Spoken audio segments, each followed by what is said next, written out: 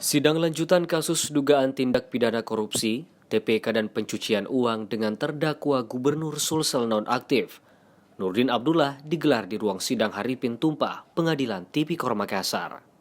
Dalam persidangan kali ini, Jaksa Penuntut Umum KPK menghadirkan 5 saksi, masing-masing anak kandung Nurdin Abdullah, Fatul Fauzi Nurdin, dan pengusaha alat olahraga Bahari, Irham Sabat.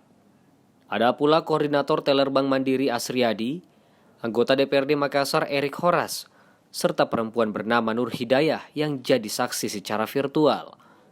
Dalam persidangan, Jaksa Penuntut Umum KPK mencecar saksi terkait pembelian 2 unit jet ski dan mesin kapal.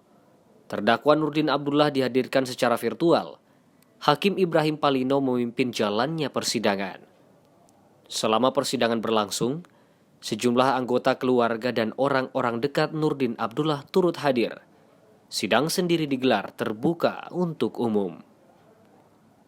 Mardianto Lahamid, Celebes TV.